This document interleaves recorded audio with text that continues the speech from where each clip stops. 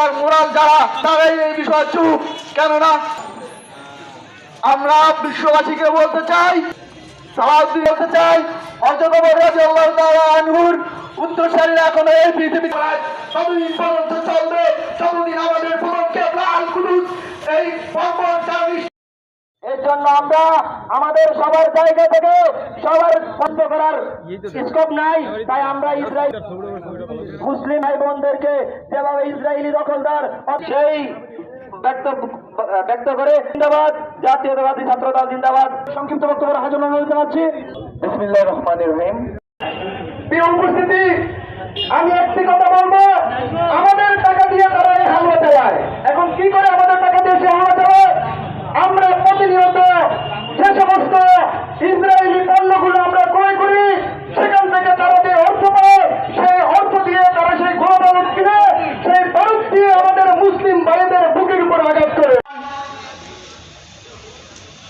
আল আকসা মসজিদকে ধ্বংস করে দিয়েছে ইসরায়েলের ইহুদি বাহিনী।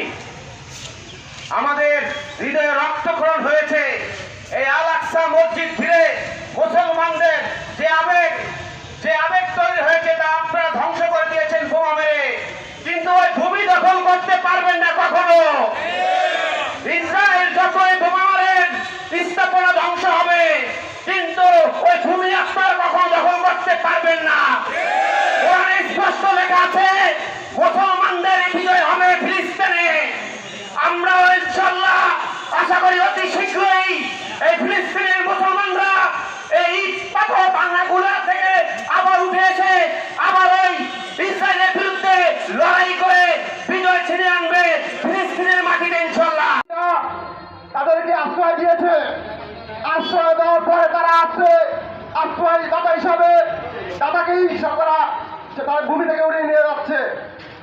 আমরা আরো বলতে চাই, আপনারা সবাই তো জানেন হিটলারের কথা মনে আছে, সবার মনে আছে? হিটলার বলেছিল, আমি কেন এত ইহুদি মারছি? আপনারা 20 লাখ হয়ে গেলাম, 10 লাখ হয়ে গেলাম, আপনারা পরবর্তী জানবেন। আজকে ইহুদিরা হচ্ছে পৃথিবীর জন্য একটা বিস্ফোরক। তারা যেখানে যাবে তারা অশান্তি ছিঁড়ে চটিয়ে রাখবে।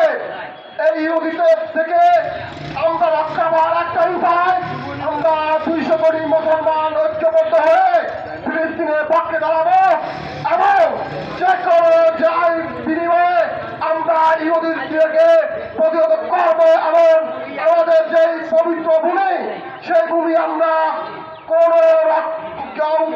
খ্রিস্টান বৌদ্ধ ইহুদি কাউ জীবন আমরা